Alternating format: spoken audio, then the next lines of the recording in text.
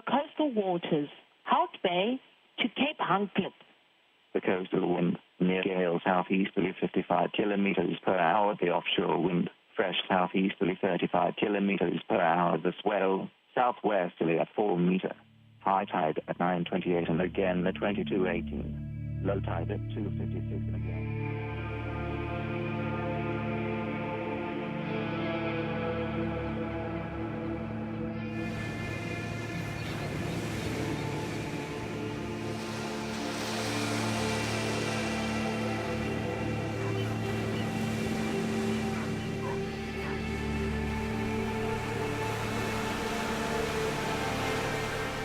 The first thing that I can remember is an SMS coming through on Ken's phone, and the phone just beeped.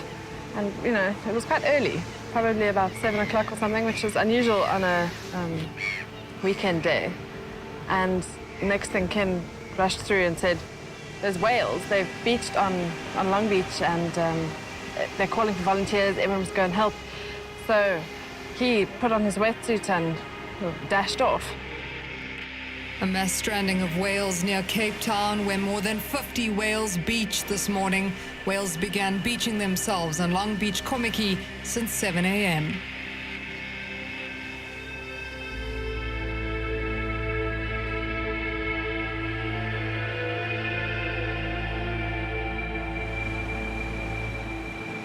I heard that there were whales on the beach. We had to find out where they were and then rush down to Kommetjie. Thousands of people all over the place already busy morning, whales everywhere, people running frantically everywhere. It was pretty early in the morning. It was probably around 6:30 or 7 o'clock at the latest that my friend Chris Fallows gave me a shout to let me know that whales were beaching on Kommetjie. He didn't know how many, but all hands on deck. And he asked me to raise the alarm with as many people as I knew to try and get some help to try and refloat these animals. They followed one another, one by one, to the shore. When we first got to the beach, we parked in the parking lot and walked down and sort of looked out across the beach. And although I was expecting to see this big group of whales, I was blown away at them. There were so many. I mean, I knew intellectually that someone had said to me, there are 40 whales, there are this many whales, and I was just shocked.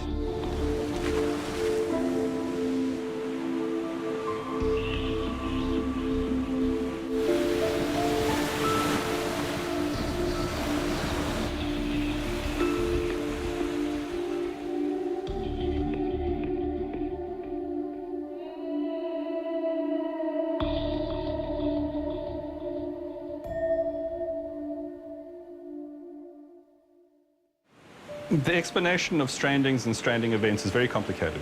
And depending on where you look at it will depend on, or how you look at it will depend on an explanation. But at the end of the day, it appears to me that at the core of the problem is navigation. Biologically, it's important here to look at the animals' behavior. The animals that make the mass strandings are very often animals which echolocate. Echolocation, like sonar, does not work at all well in shallow water. And what you have at Kommetjie is you have a rocky reef going out the one side, a rocky reef going out the other side, a narrow entrance quite far out, and then this long, sloping, sandy beach. And so what they would have read, if they had managed to come into that little entrance accidentally, they would have read, alert, rocks on the right, alert, rocks on the left, open water, even though that open water actually was sloping gradually up to a beach. They would have seen it as the channel of safety.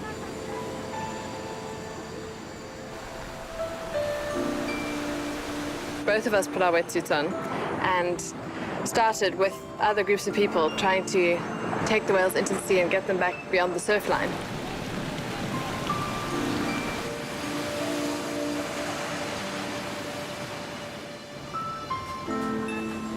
Anybody that's involved with whales or dolphins and trying to save whales and dolphins, a stranding event is a very traumatic event.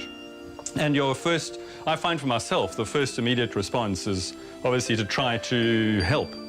And I think that's the same response that everybody else was on the beach that day. They're all very emotionally involved, emotionally engaged, and trying to do something about the situation.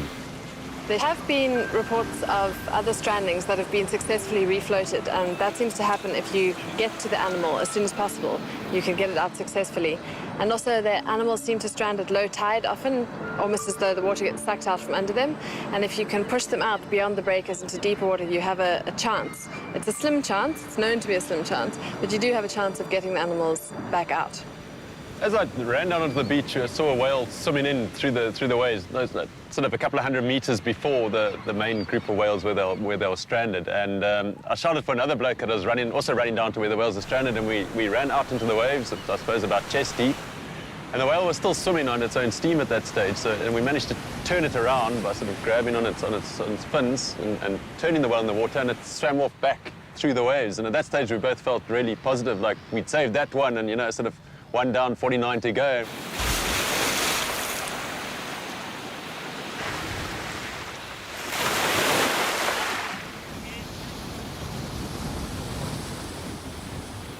At first, it was just mass chaos as people arrived, and more people came, because there weren't that many when we first got down. And people, as they arrived, would sort of get to an animal and try and get it out. And there was just a kind of complete chaos feeling.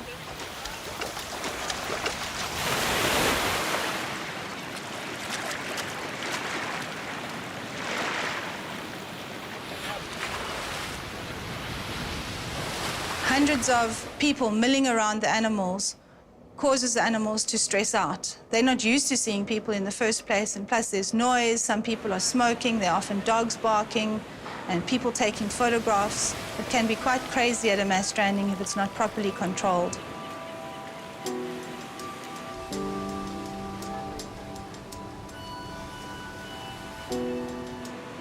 Certainly people were attempting to coordinate their efforts to get whales back in the water, because you can't do this, you can't move a whale single-handedly. So there definitely were groups of people getting together and saying, come help here now. But quickly the number of people, the number of volunteers on the beach got to the size where it was pretty impossible to have a sort of unified approach to trying to rescue the whales. You really would have needed a sort of army drill sergeant with a loudhailer to get people to react together. So there was more sort of a coordination of small groups of people on each whale. Like I say, the crowd got too large way too rapidly to make it feasible. Given the fact that there are successful refloatings, that there should be an attempt. I don't think that it is necessary to just leave the pod stranded entirely as is, particularly if you get to them in time, within an hour or so of their stranding. And I also think that given human nature, it's impossible to ask people not to do anything.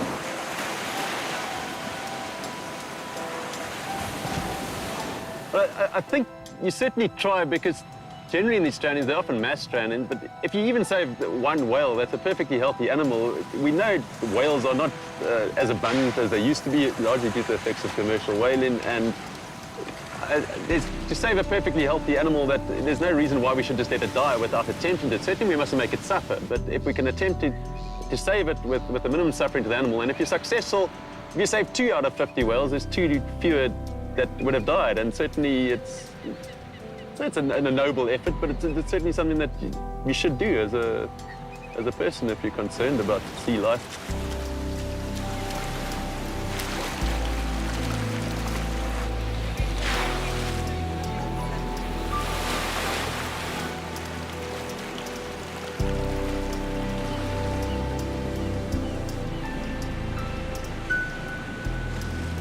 I think the most important thing in a stranding event is for people to, ironically, put their emotions in check.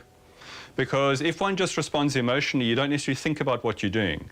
And there definitely needs to be a very careful, coordinated response to stranding events. You can't just do whatever you feel is right. So while your initial feeling might be to, as soon as possible, get the animal out to sea, it may not be the right thing, because these animals have close bonds, and if you're pushing off a cow when its calf is still ashore, or perhaps some other member of its family group, it's just going to turn around and come right back again.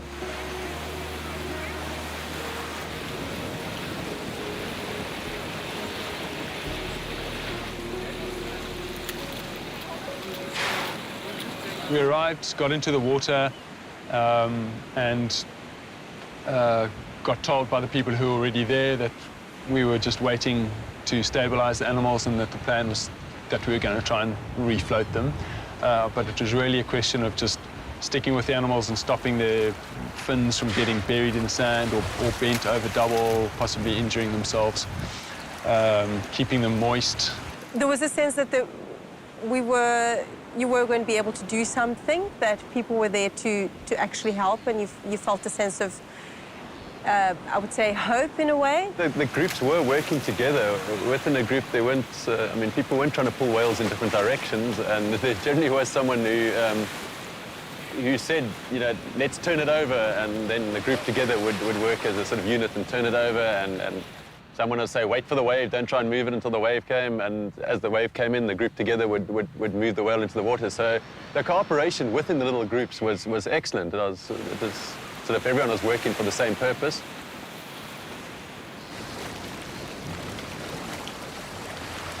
And the most important thing is to keep it upright.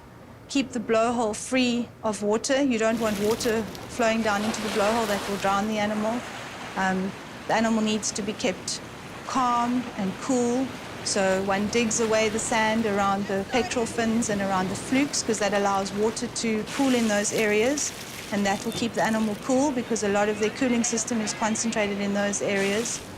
If you've got a bucket on the beach, you can just every now and then just wet the animal and keep it cool, keep it in the shade. And I think that's the most important thing you can do. But listening to the authorities is most important, because they really do know what to do. The authorities, quite difficult, because who are the authorities in this case? I know that early on, people like Chris Fallows, who runs one of the shark diving operations in False Bay, had been, and he's very educated and marine aware and really cares a lot. And he was trying his best to get things coordinated so that it wasn't just individual whales being moved out. And he was doing a reasonably good job, but there wasn't anyone visibly, we are the authority, this is the procedure, this is how we deal with a situation like this. None of that was there. In the headlines, hundreds of onlookers and volunteers are flocking to Kommetjie Beach near Cape Town, where 55 false killer whales have beached. Rescue efforts are underway, with members of the public pouring water onto the whales in the hopes of keeping them alive.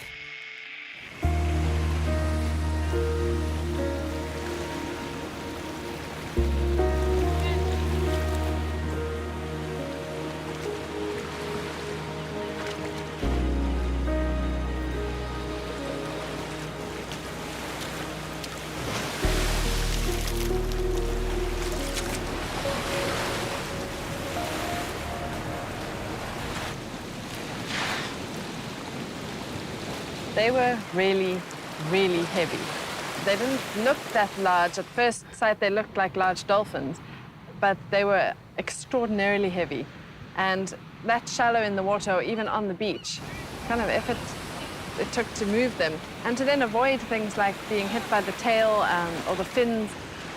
And people did get hit, and it was quite something. And the sea wasn't massive, but it was rough, quite choppy, and with the whales swashing around a bit.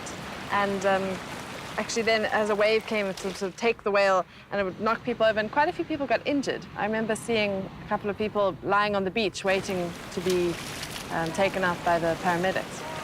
I understand that somebody broke their leg when one of the whales rolled over onto them. I can well believe that.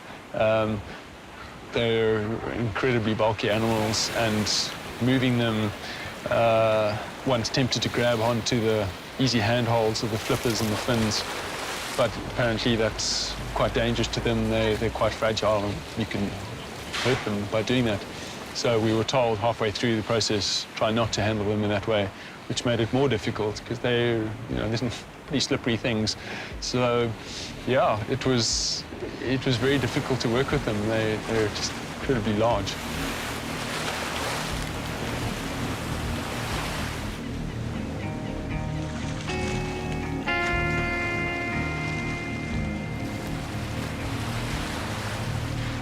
There was a very tangible sense of that day, is that there were a lot of emotions, a lot of emotional engagement, people getting very upset, and people also being very motivated.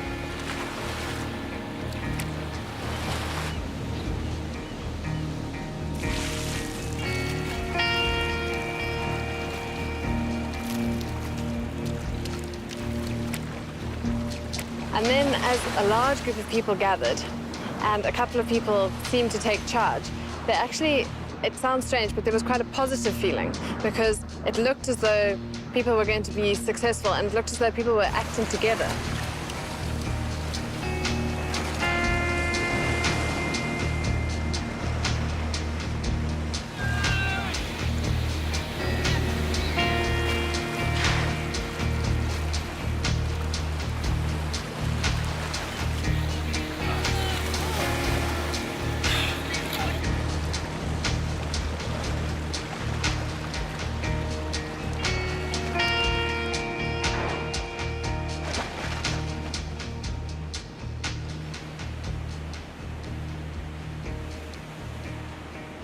Some people brought canvas sails down, bits of canvas, and to roll the whale onto that, and then each person certainly helped move a couple of whales like that, where each person took a piece of the canvas and you sort of dragged the whale supported on that.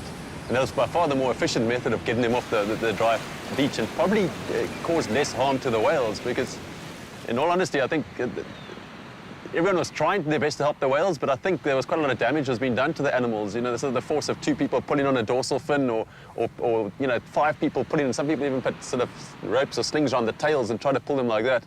Now, I can only imagine that an animal that is used to its body weight being supported in water, when it's on the hard land, it's got its own body weight crushing it, and then the inertia, it is probably causing quite a lot of pain and discomfort, and for all we know, it was damaging the whales. A lot of the techniques that have been used, but people were desperate under the situation, and the primary objective was to get them in the water so they could swim off.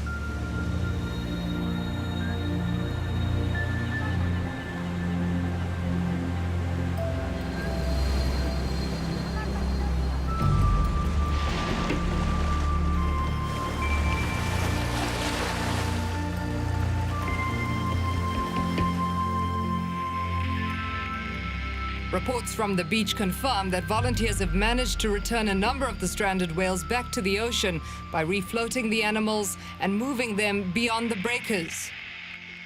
Word was that we were going to try and move the animals all together because they were strung out across the beach, and try and move them together because they're a social animal. They move in groups, and I think the theory was that if their matriarch or the leader of the pack or whatever the social system is that these animals have, if the leader was taken out and successfully taken beyond the breakers and swam off, probably it would call to the others in some way, encourage them to move out as well. So it was going to be a sort of a group effort.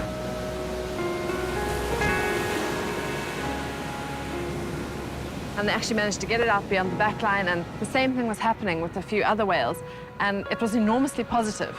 Everyone, there was this vibe of, you know, we can help, we can make a difference, and as people were getting whales out, they were just, there was sort of jubilation, like, look, we've got that one out, and here goes another one swimming out, and that inspired, like, there were millions of people just coming down in their wetsuits, rushing up, and there was this really kind of, yeah, really happy, positive feeling of we can all make a difference, we can do something here.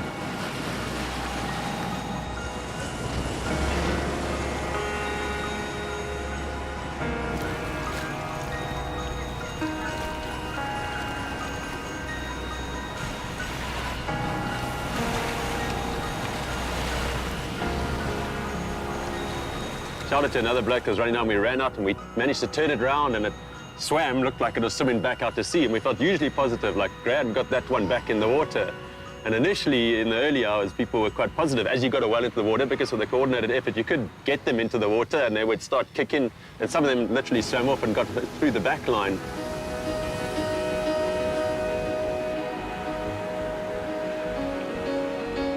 This is a spectacular, heroic effort to rescue these pilot whales.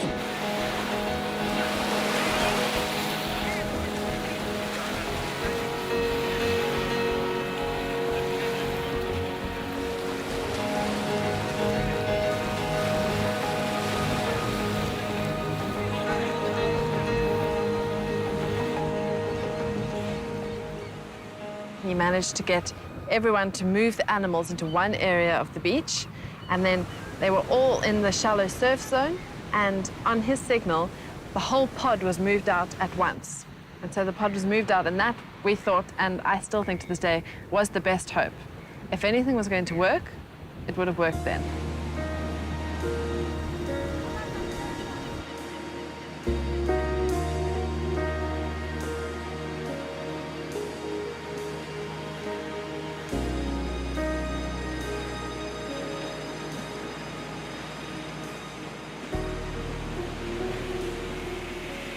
Leading the bulletin this hour, despite valiant attempts to refloat some of the whales, many of the animals are returning to the shore and re-beaching.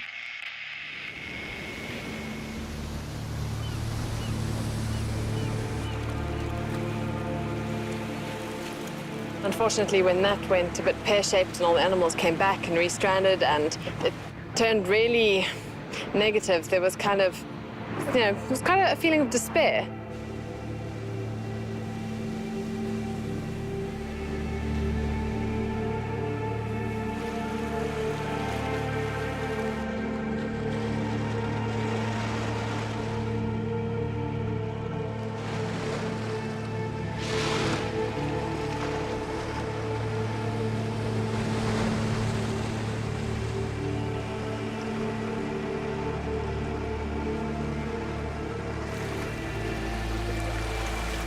As the day wore on and it became obvious that things were not really going that fantastically, the emotional component of that as well, it kind of added to it. And so you were physically drained, you were cold, you had been there on the beach for hours, and now you could see that everything you were doing, the efforts wasn't really panning out, and the whales were returning, and you got that drain, and it really just became hugely exhausting, both physically and emotionally.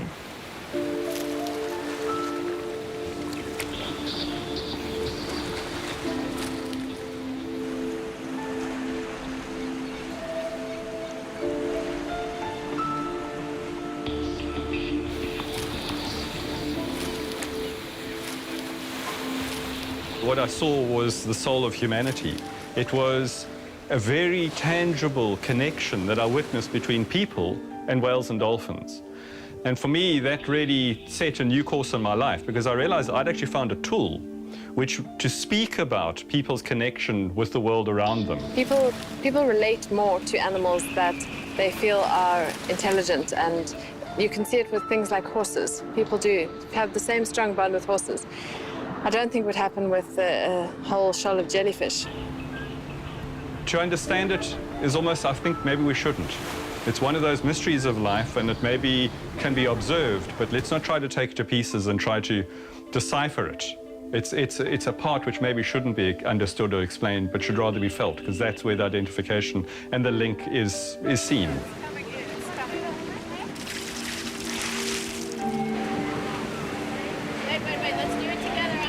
I think people were doing their utmost to really try and get these whales out again to the sea, and they were doing their best, and I saw tremendous effort from many of them in spending lots of hours, several hours in this cold water, just going at it on and on and on, trying to get these whales out. And it just shows that, we feel very strong, in a sense, if I can use the word, kinship with whales, and emotionally we feel very tied to them.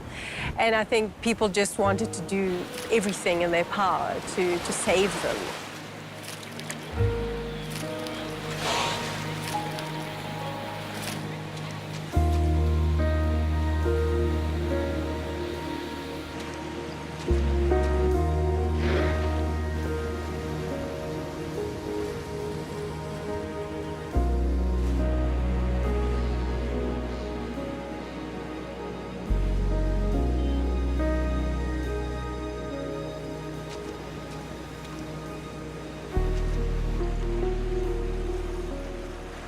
I learned that you cannot override your emotions and the emotional connection that people have. Even kind of scientists who are thinking about it in black and white, and this is what must happen, and they are animals, and this is what needs to be the best for them. But you just cannot shut off that part of you that wants to, at any cost, help the whales and save the whales, and when it's not possible, that has a real moment of despair about it.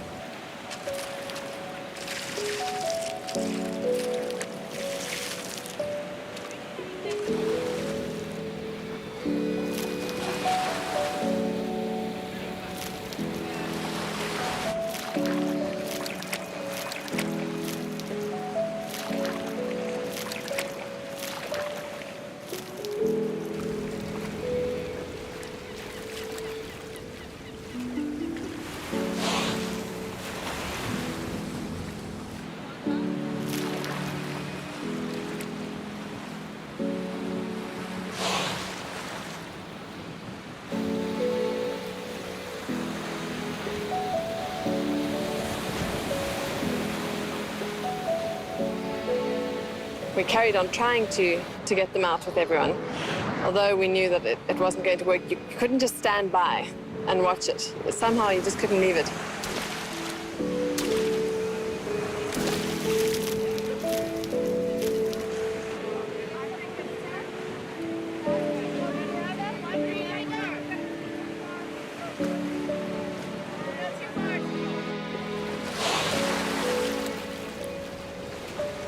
It's obviously hard to know when an animal is suffering, but they just looked so unhappy. Their breathing was sort of shuddering, and they had that huge mass of their bodies, and they were sort of slumped over, and there was sort of this palpable feeling that these animals were on the way out.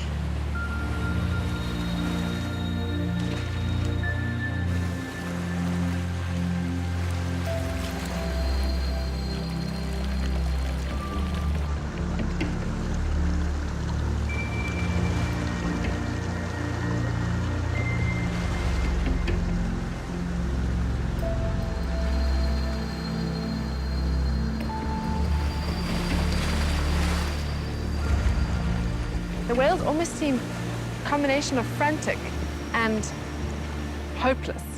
They were sort of flopping uselessly, but at the same time there was a kind of panicness to their movement, and also this breathing, and we were trying to make sure that they weren't rolling from side to side so that their blowholes were stuck in the water, because whales breathe air, they do need to have that exposed. And it was just kind of heartbreaking. It was hard, and that combination of the hopeless and the frantic was a very sad thing to see.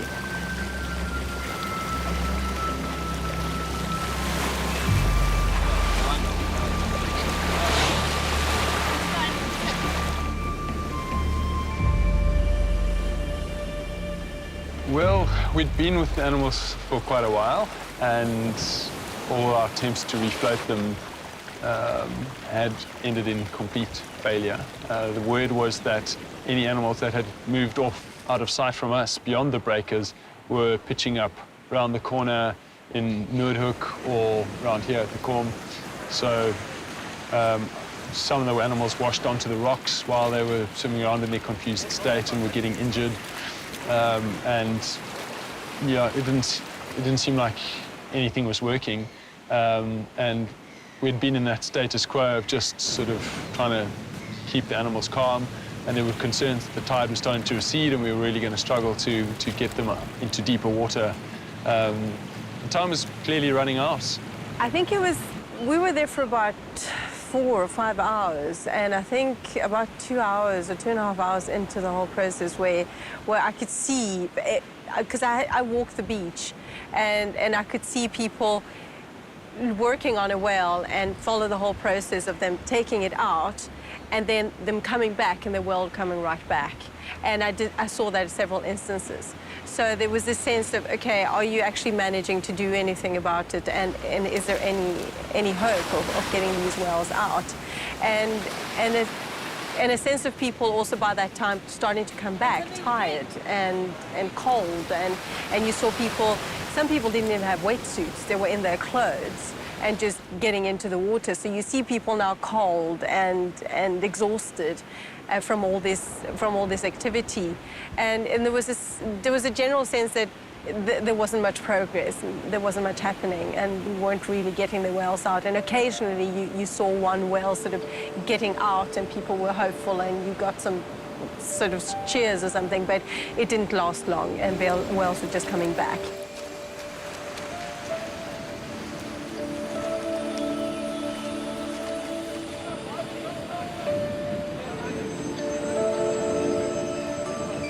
A truck started driving up and down the beach with a loud hailer, and they were telling people, stay behind the barrier, stay behind the barrier, step away from the whales. Anyone who's not an official, please leave the whales, go back from the beach. Close to the public.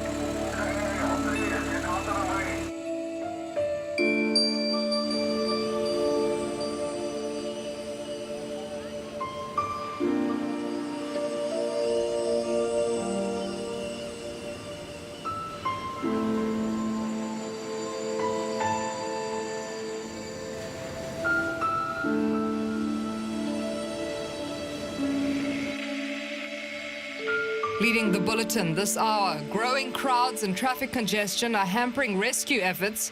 Authorities have urged the public to stay away from Kommetjie Beach, where 55 false killer whales beached themselves earlier today. At the moment, what happens if the animals are lying on the beaches, they tend to decompose slowly from the inside because the blood is restricted. They are not supported by water, and so that's what actually happens. They will actually slowly dying now. Some of them are already in a very bad condition. People have tried their best to remove these animals, but unfortunately that's what it is. Noel, our camerawoman, if you can just show us one of the whales there. We think it's still alive. And as you can see, a bit of a standoff ensuing here. Oh!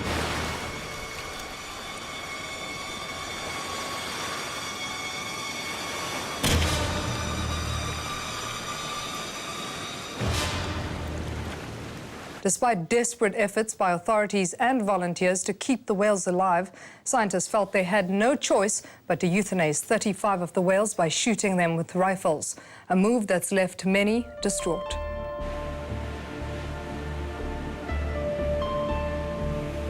It's not right.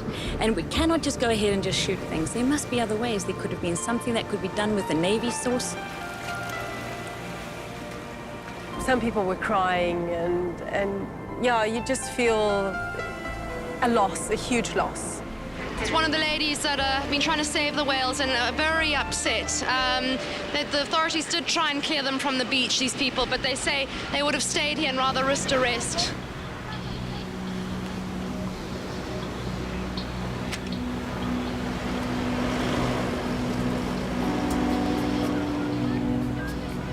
It turned really negative. There was kind of, it was kind of a feeling of despair, but at the same time, a feeling of anger, as a lot of people started doing protesting or throwing themselves in front of the animals, or just generally going against the guidelines that Marine and Coastal Management were trying to inflict on the beach.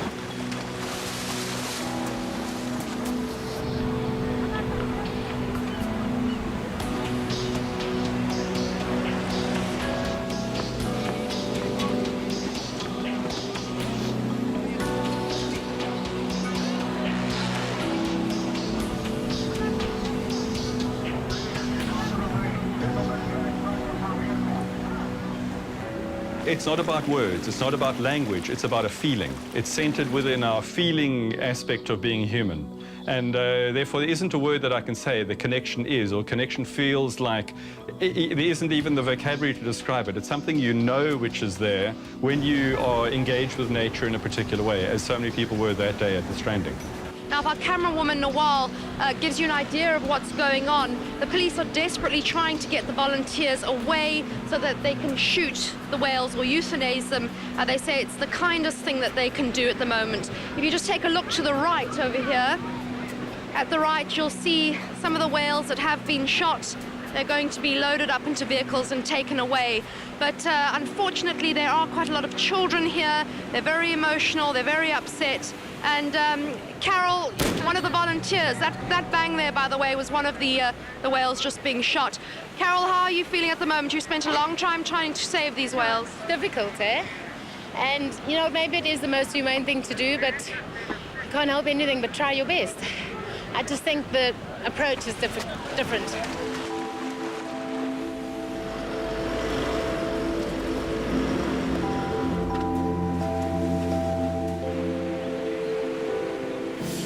Getting quite upset. They say they're just trying to do their jobs.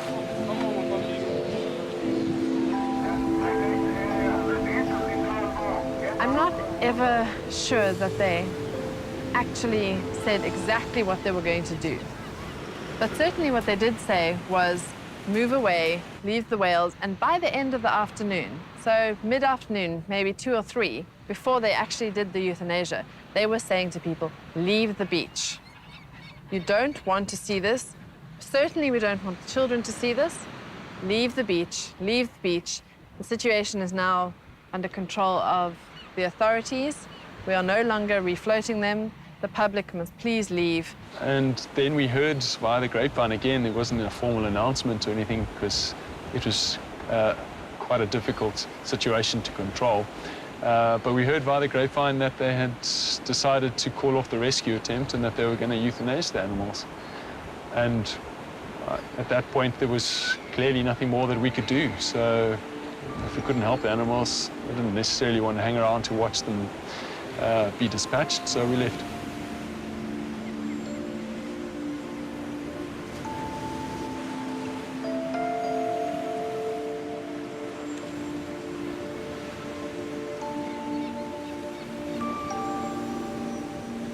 We knew exactly what was going to happen. None of us wanted to see that. I know it's the right thing to do. I still believe that it was their only option and it was the humane decision, but it wasn't something that I personally wanted to be there to witness. So we had left by then.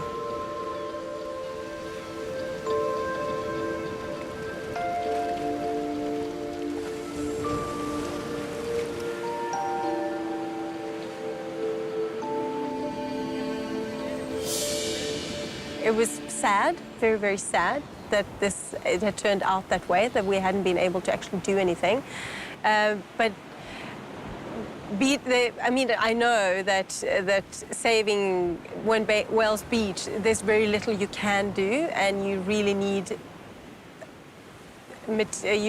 trucks, and you need organized teams to maybe try and save one of these whales, let alone 50. So I wasn't really surprised that, and I'd seen them come back repeatedly, so I wasn't surprised that it was just a futile effort and we'd done the best we could, but there was nothing else to do.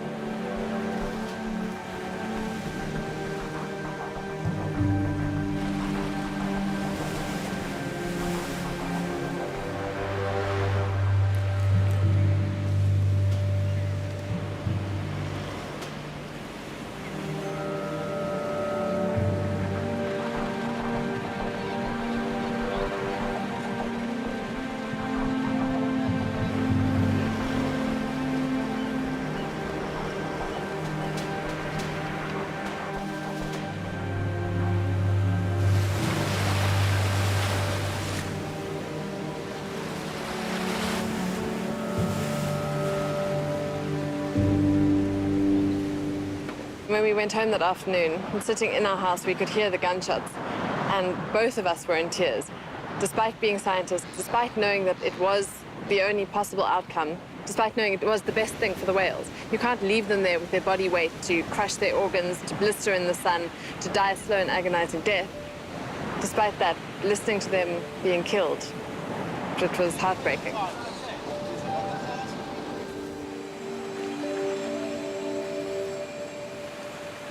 It's a tragic end to these beautiful animals. Why they do this is still a mystery. Their carcasses will now be towed away and buried. Annika Larsen, E-News.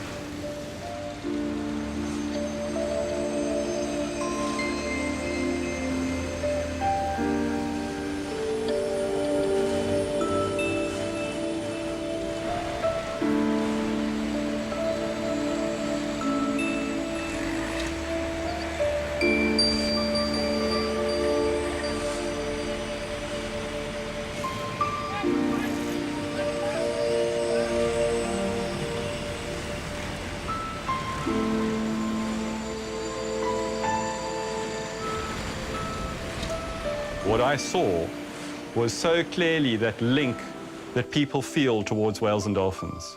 And if anything could come out of that day, I would hope that it would be that people can see how, and maybe feel that deep connection that they have with the world around us. Take that away and remember that, because that is something that we need to re-find in our connection with the world around us.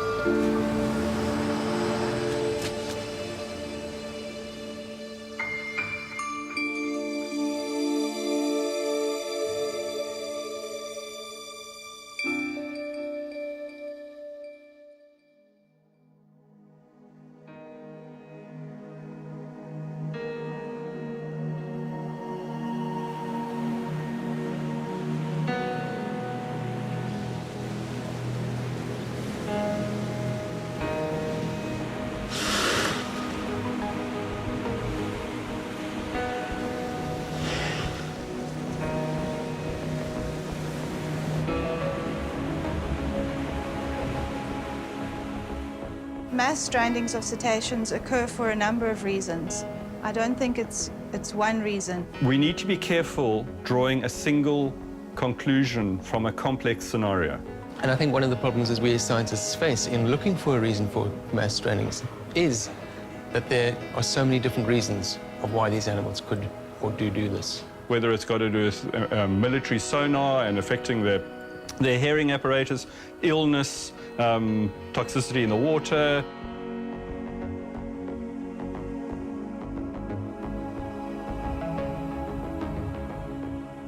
A further factor which we need to consider as a role in mass strandings is disease. Disease, however, is largely going to manifest in what we would term a mass die-off.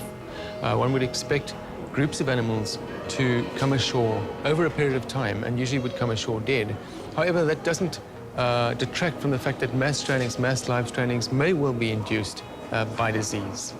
Cetaceans suffer from many different types of diseases. Some may or may not kill them in the long run.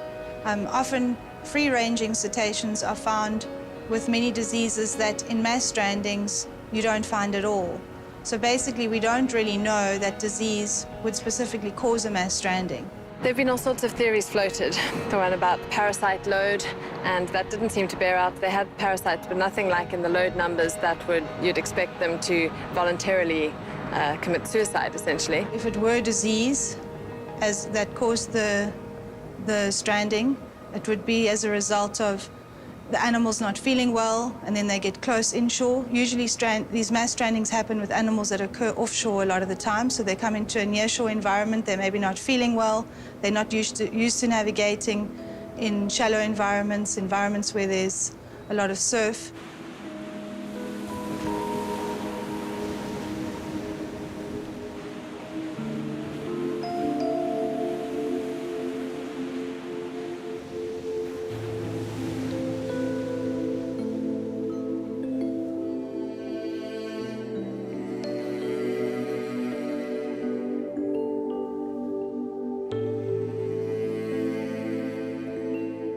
The third category we get are the live mass strandings, and really these are the occasions, the events where it appears that a group of animals, one particular cohesive group, comes ashore together in what appears to be almost a suicidal attempt.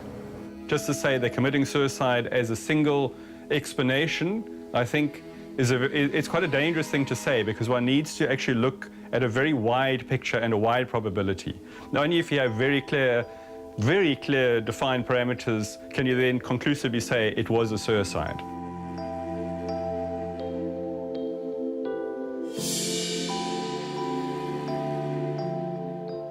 One such species, Cuvier's beaked whale, appears to have repeatedly mass stranded in association with military sonars.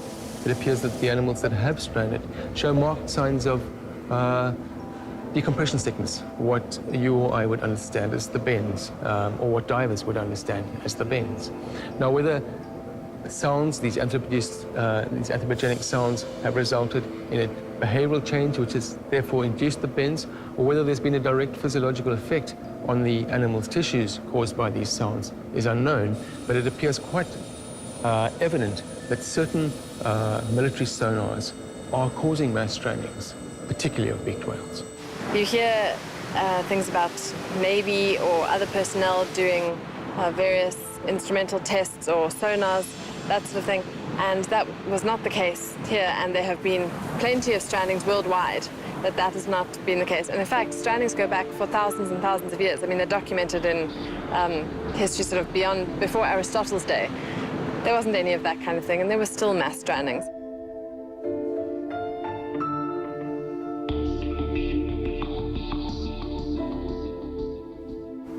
It has been suggested that magnetic reversals, or what we term geomagnetic anomalies, have been causative in mass stranding events. It strands as a result of that or a combination of other factors.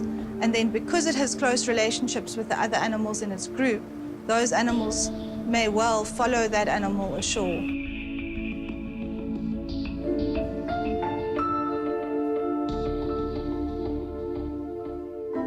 It's important when looking at mass strandings that we actually look at the role of sound. A dolphin or a whale really utilizes sound to a huge extent in looking or in perceiving its particular environment. They produce a series of clicks or pings which they send out from the head and receive back a series of echoes from whatever the sound bounces off. This is very similar to sonar, which a lot of people understand, and it's similar to what bats use, this echolocation. The animals put out a sound, they receive an echo back, and they perceive their environments from the reception of those echoes. Many cetaceans that live offshore, so they're in a pelagic, which is an open ocean environment. That's deep ocean, there's not a shoreline, there's not a lot of surf breaking on a shoreline. Those animals, if they come close inshore, they become confused. What I seem to read most often is the most accepted theory, and it makes sense in terms of the actual shape of Kommetjie beach, is the fact that their kind of echolocation, if you will, gets confused when they have a very gradual increase in the slope of the beach. And they can't actually pick that up, and particularly if it's a sandy bottom. They tend to pick up rocks or reefs or steep drop-offs easily. Echolocation, like sonar, does not work at all well in shallow water. So if that animal gets into a dangerous situation, like being in a surf zone, then those other animals are also going to get into trouble because they're not familiar with that type of environment. If these animals, by accident or per chance, get into shallow water, their echolocation doesn't function the way they expect it to in their deep water natural environments. And consequently, the animals face considerable confusion through echolocation in interpreting their environment. And what you have at Kommetjie is you have a rocky reef going out the one side, a rocky reef going out the other side, a narrow entrance quite far out, and then this long, sloping, sandy beach. And so what they would have read, if they had managed to come into that little entrance accidentally, they would have read, alert, rocks on the right, alert, rocks on the left, open water, even though that open water actually was sloping gradually up to a beach. They would have seen it as the channel of safety.